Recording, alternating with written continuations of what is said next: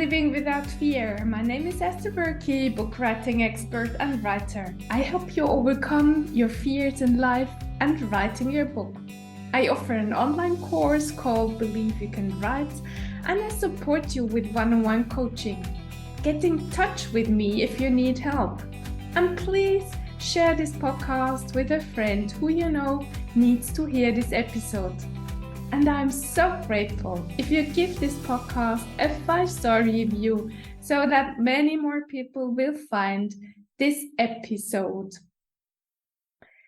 This morning, I had an interesting coaching call with my mentor.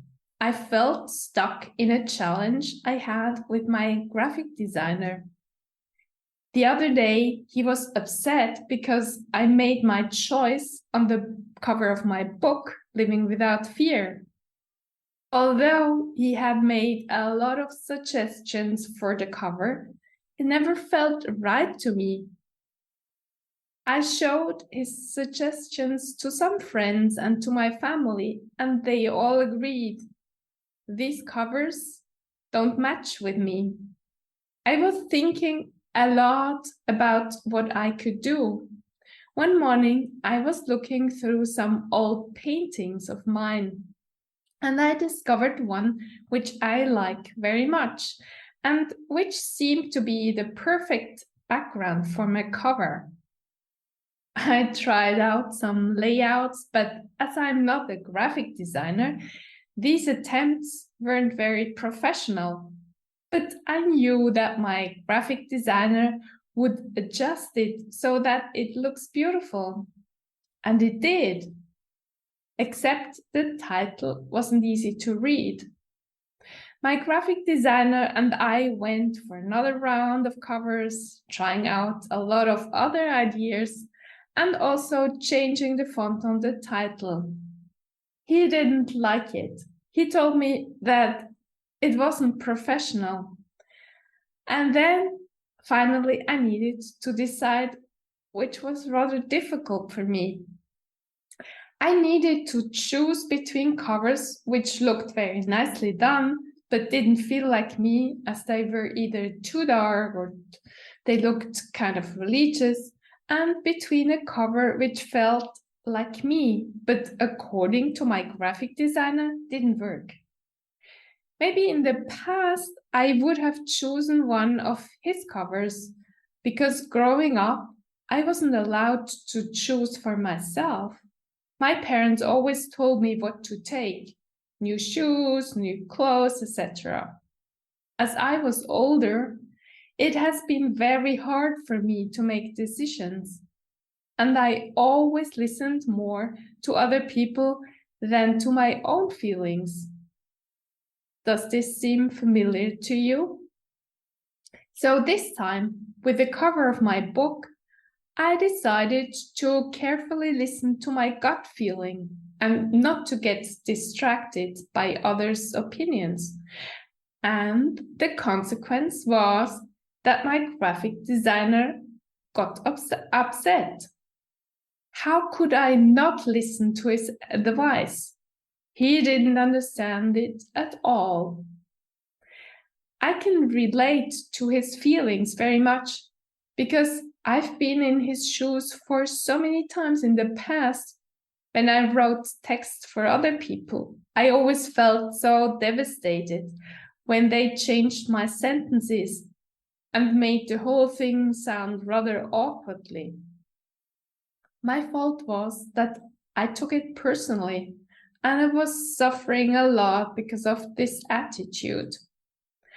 And now, there I was with my graphic designer, him upset and me feeling so bad because I didn't want to end this book project with him in anger and negative feelings. The happy feelings about my book being laid out and soon being published got replaced by bad feelings on my side, feelings of powerlessness, feelings of sadness, feelings of having lost the game. Feelings I know very well from my past, and feelings which normally led me to a rather dark place. But I didn't want to go there. So I wrote to my graphic designer, thanking him for being so honest and sharing with me what upset him. And I asked him if we could talk to find a good ending to our book project together. And I let it go.